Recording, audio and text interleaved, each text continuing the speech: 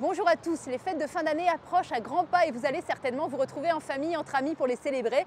Certains d'entre vous voudront peut-être utiliser des feux d'artifice ou des pétards pour cette occasion. Alors attention, l'usage de la pyrotechnie est très dangereuse et son usage est très encadré.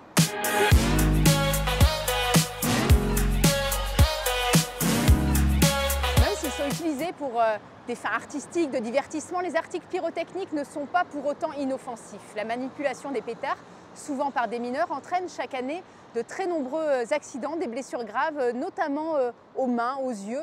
Et chaque année, les sapeurs-pompiers interviennent notamment au moment des fêtes et le soir du réveillon pour des personnes grièvement blessées à la main, sur un autre membre par ces pétards.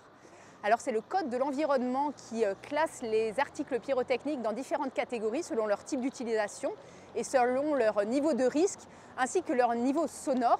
Pour faire simple, les artifices de catégorie F1, F2, F3 et T1 sont destinés à l'usage du grand public et sont moins dangereux, mais ils requièrent tout de même des précautions d'emploi pour leur utilisation.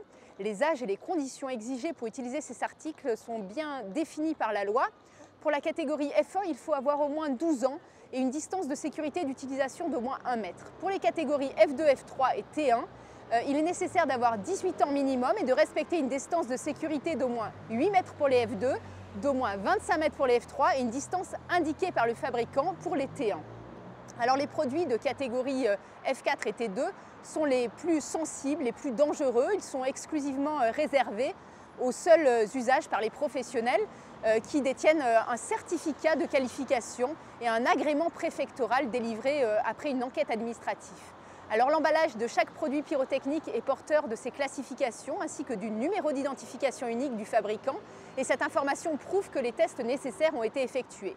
L'étiquetage des emballages rappelle également les mentions pratiques comme l'âge légal d'utilisation, la distance de sécurité. En l'absence de telles mentions sur l'emballage, il s'agit certainement de produits contrefaits ou n'ayant pas bénéficié de tests de sécurité garantissant la conformité de l'article.